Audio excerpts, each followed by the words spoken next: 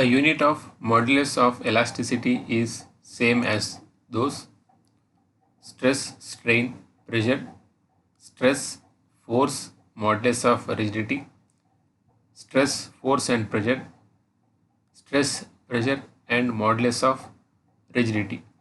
So the unit of modulus of elasticity is same with which quantities is asking, and options are given here, and here the answer is option D. So see here, modulus of elasticity, you can write it as Newton per mm square as units for modulus of elasticity.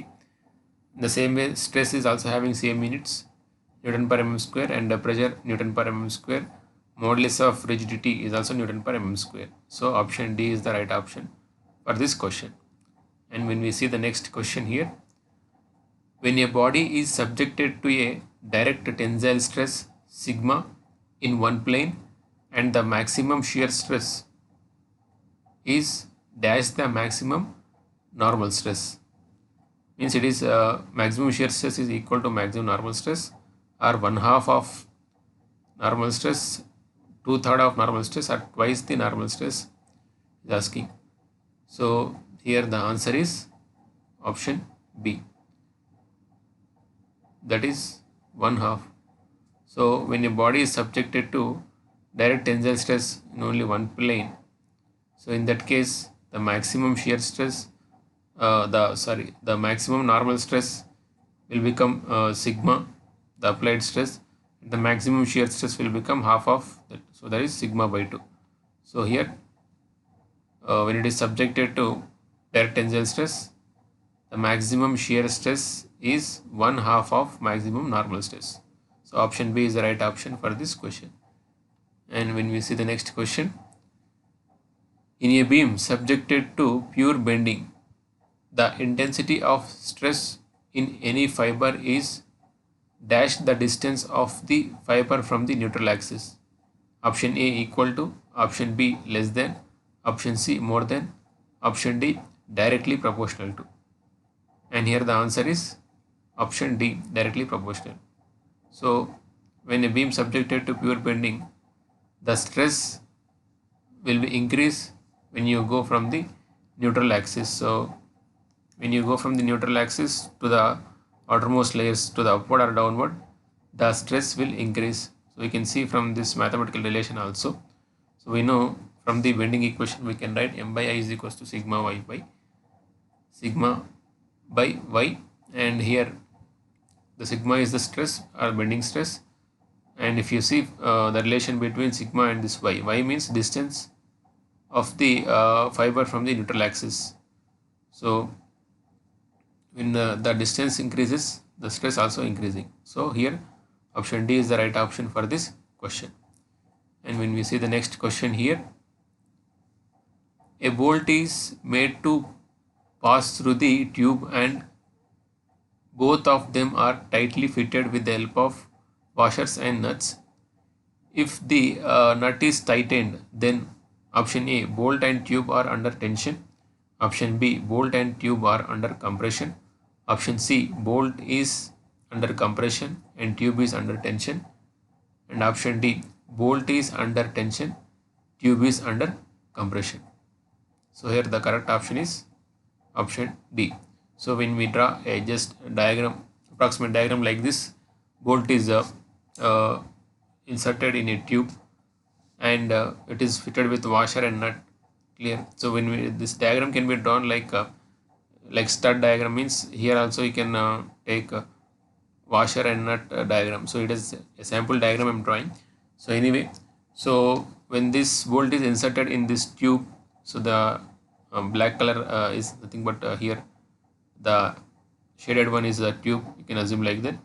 So when these are fitted with washer and nut here, and when you just try to tighten the nut, compressive force will act on the tube. So compressive stresses will be developed, and so you can say this tube is in compression. So when a compressive force acted upon by this or acting on this tube, at the same time the tube will apply a tensile force on this bolt. So you can say bolt is in tension and tube is in compression. So the option D is the right option for this question. And when we see the next question here, in thermal or temperature stress, the thermal or temperature stress is a function of option A, increase in temperature, option B, modulus of elasticity, option C, coefficient of linear expansion, option D, all of the above. So you can say that option D is the right option here. Why? Because the temperature stress or thermal stress is given by E into alpha into delta T. So where E is the modulus of elasticity, alpha is the coefficient of linear expansion or thermal expansion, delta T is the difference in temperature. So the thermal stress is depending upon all these things. So you can say that option D is the right option for this question.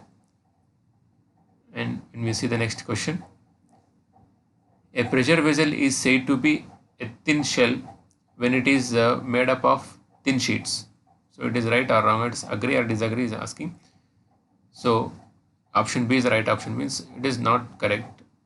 So why? Because when you want to say a pressure vessel as a thin cylindrical shell or simply thin shell, so the diameter, the internal diameter of the cylinder should be greater than the 20 times the thickness of the cylindrical vessel.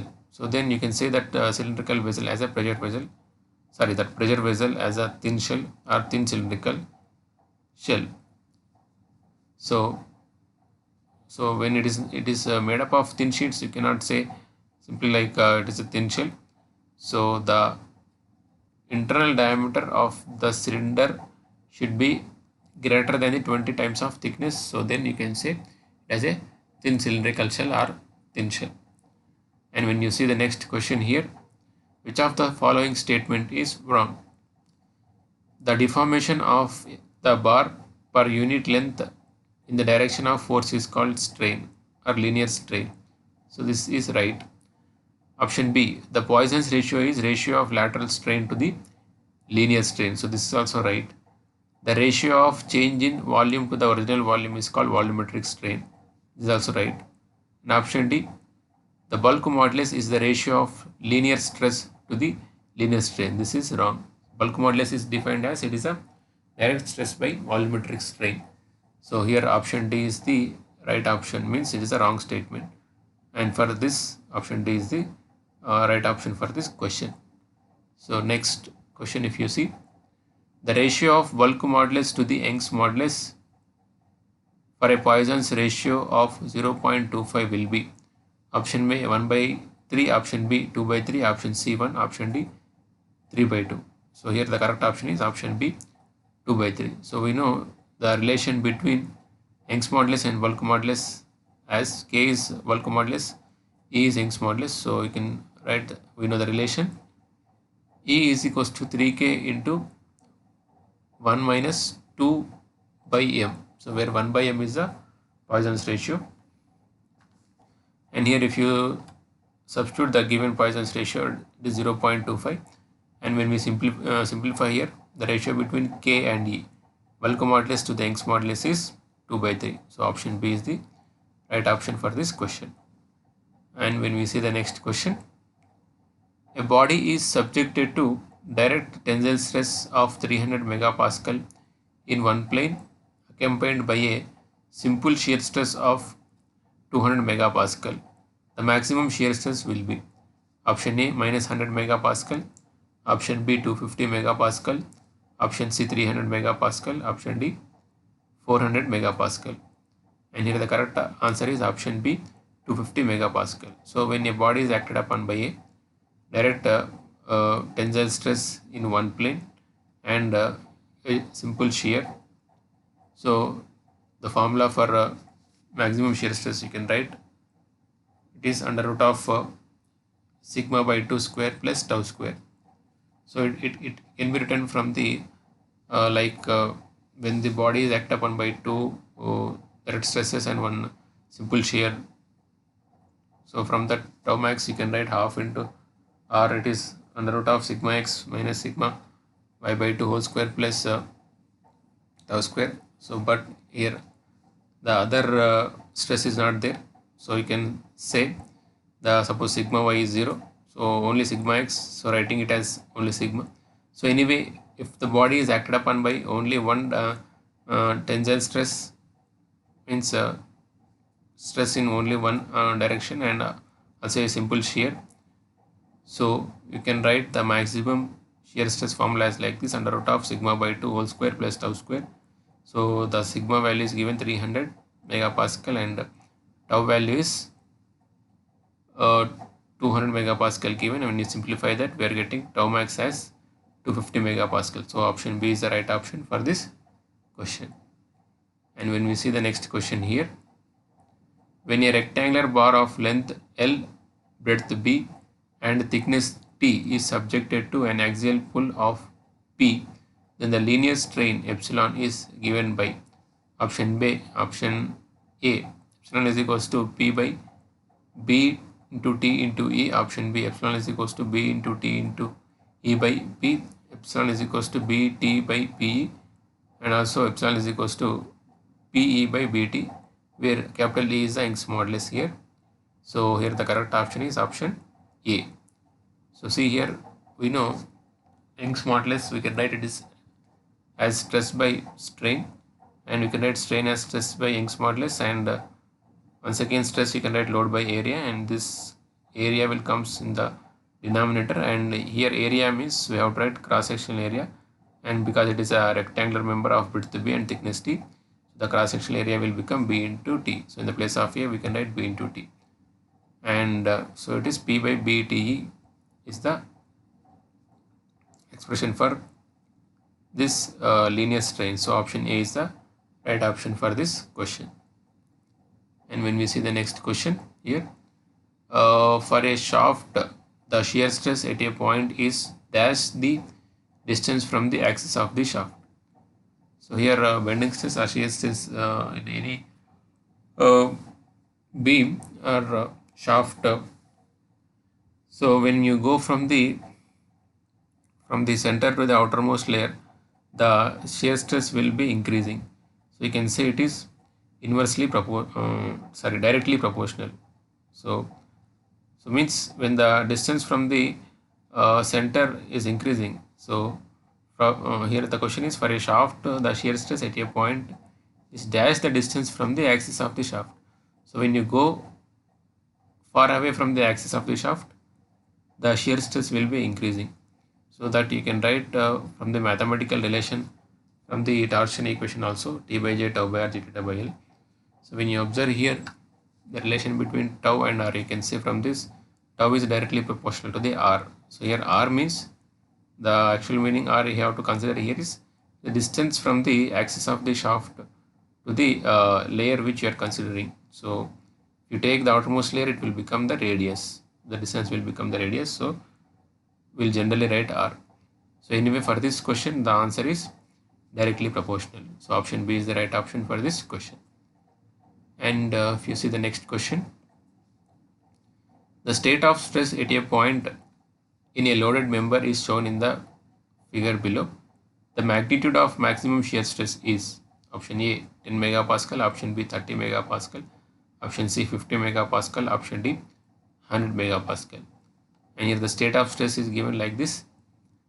Sigma x is 40 megapascal, and you can see it is a compressive in nature from the direction, and sigma y is 40 megapascal tensile, and tau xy is 30 megapascal.